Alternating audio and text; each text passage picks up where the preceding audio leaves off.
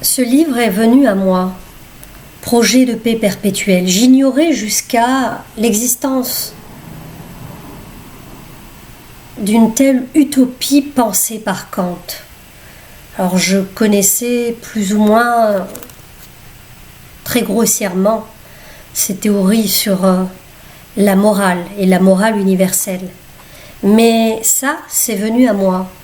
Et c'était bien avant que j'entende cette phrase qui m'était martelée et qui avait une telle résonance dans mon âme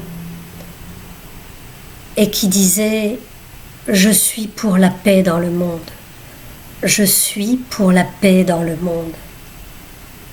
Je suis pour la paix dans le monde. » Et j'ai besoin de la dire 3 fois. Parce que cette phrase elle-même a une âme très profonde. J'aimerais vous lire un passage.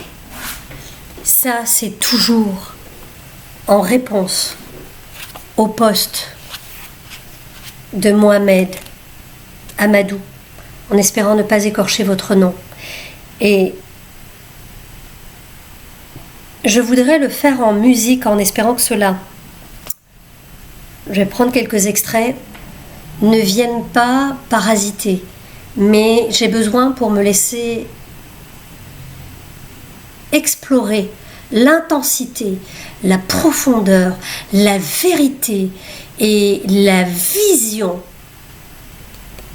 de cette utopie qui nous prépare à ce que nous sommes en train de construire aujourd'hui et à ce que nous sommes en train de laisser derrière nous, de ce qui doit partir, qui doit s'effondrer. Et j'insiste toujours, ce qui doit s'effondrer, c'est d'abord en nous. Quelles sont les fondations qui ne tiennent plus? Après, on peut s'atteler à ce qui est autour de nous. L'un ne va pas sans l'autre.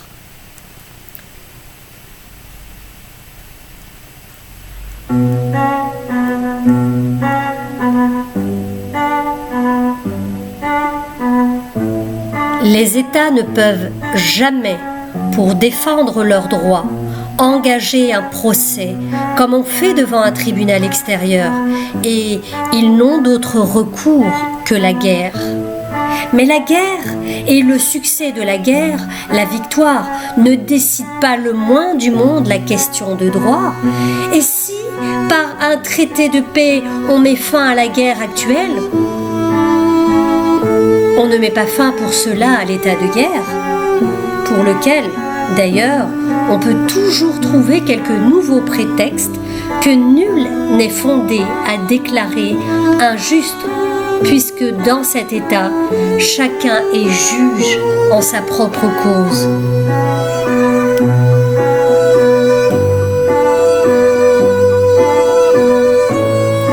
Cependant, la raison du haut de son trône, qui est la source suprême de toute législation morale, condamne absolument la guerre comme voie de droit.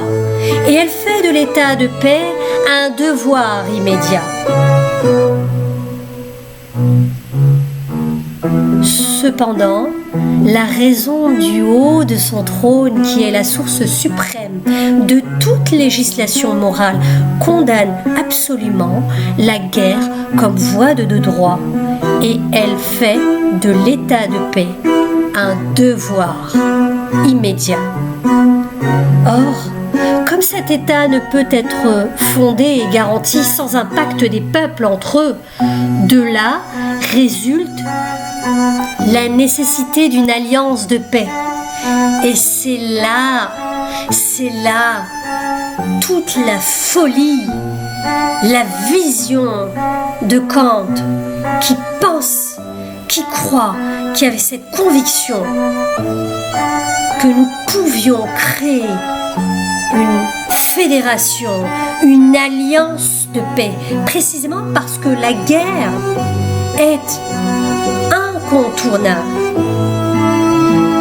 Il dit que l'alliance de paix diffère du traité de paix. Pourquoi? Parce qu'elle se terminerait à jamais.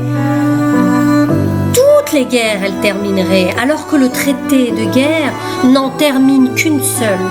Cette alliance n'aurait pas pour but l'acquisition de quelque puissance de la part d'un État, mais simplement la conversation et la garantie de sa liberté et de celle des États alliés, sans qu'ils eussent besoin pour cela de se soumettre. Se soumettre, comme les hommes dans l'état de nature, à des lois publiques et à une contrainte réciproque, plus de soumission à d'autres lois, d'autres États. La possibilité de réaliser cette idée d'une fédération qui doit s'étendre insensiblement à tous les États et les conduire ainsi à une paix perpétuelle, réalité objective de cette idée qui peut être démontrée. Car si le bonheur voulait qu'un peuple puissant et éclairé se constituât en république, entre parenthèses, gouvernement qui par sa nature doit incliner à la paix perpétuelle, il y aurait dès lors un centre pour cette alliance fédérative. Ce centre-là, où est-il? Je pose la question, où est ce centre-là pour une paix perpétuelle? Il y aurait dès lors un centre pour cette alliance fédérative. D'autres États pourraient s'y joindre afin d'assurer leur liberté conformément à l'idée du droit des gens, et elle s'étendrait chaque jour davantage par de nouvelles adjonctions.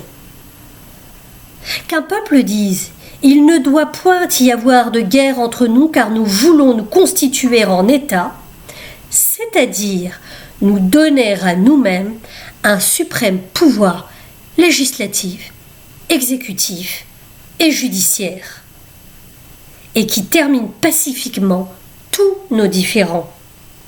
Je répète, qu'un peuple dise « Il ne doit point y avoir de guerre entre nous car nous voulons nous constituer en État », c'est-à-dire nous donner à nous-mêmes un suprême pouvoir législatif, exécutif et judiciaire qui termine pacifiquement tous nos différends. Cela se comprend. Mais si ce peuple dit « Il ne doit point y avoir de guerre entre les autres États et moi », quoique je ne reconnaisse point de pouvoir législatif suprême qui garantisse mon droit et à qui je garantisse le sien, on ne comprend pas sur quoi je veux alors fonder la confiance en mon droit, si ce n'est sur ce libre fédéralisme, j'ajoute, moi, abstrait, par certaines ONG, et on fait passer la balle chaque fois à des endroits et on joue avec tout un jargon, mais où est ce centre, ce fédéralisme institué, constitué, inaltérable, pour une paix immédiate et pour la préservation de pouvoirs législatifs, exécutifs et juridiques d'un État propre, de sa propre identité, sa propre culture, ses propres richesses lui appartiennent. Donc, on ne se comprend pas sur quoi je veux fonder alors la confiance en mon droit, si ce n'est sur ce libre fédéralisme, supplément du lien de la société civile que la raison doit nécessairement joindre à l'idée du droit des gens, pour que ce terme ne soit pas absolument vide de sens. L'idée du droit des gens entendue dans le sens de droit de guerre n'offre proprement aucun sens, puisque ce serait le droit de décider ce qui est juste, non pas d'après les lois extérieures ayant une valeur universelle et limitant la liberté de chaque individu, mais d'après des maximes particulières, c'est-à-dire par la force. Et la force d'un côté est égale à la soumission de l'autre côté. La soumission de l'autre côté est égale à la force de l'autre côté. La force d'un côté est égale à la domination. La domination est égale à la violence.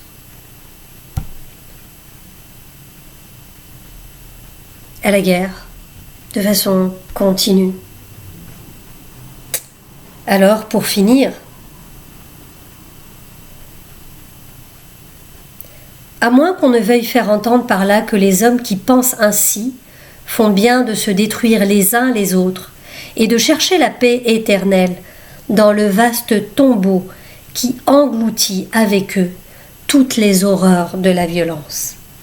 À moins que l'on ne veuille faire entendre par là que les hommes qui pensent ainsi font bien de se détruire les uns les autres et de chercher la paix éternelle dans le vaste tombeau qui engloutit avec eux toutes les horreurs de la violence.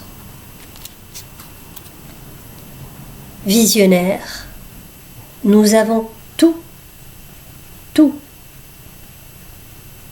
pour créer ce monde de paix. Et la paix ne peut exister sans la sagesse, sans la voie de la sagesse. Sinon, elle sera vouée à l'échec. Et donc, en chacun, chacune, chaque peuple, nous devons retourner, essayer de sonder dans nos profondeurs, même si on ne pense pas qu'elle existe en nous, qu'elle ne nous a pas été transmise, que c'est flou, que c'est abstrait, que sagesse est un concept, eh bien, c'est faux. Même s'il n'y a pas de vérité pour moi, là, je le dis, je l'assume et je l'affirme que c'est faux. Nous avons tous une sagesse. Il suffit d'œuvrer pour commencer à s'écouter, puis à lui laisser de la place, à l'écouter. Merci à ces génies. Voilà mon partage pour continuer à réfléchir sur ces injustices.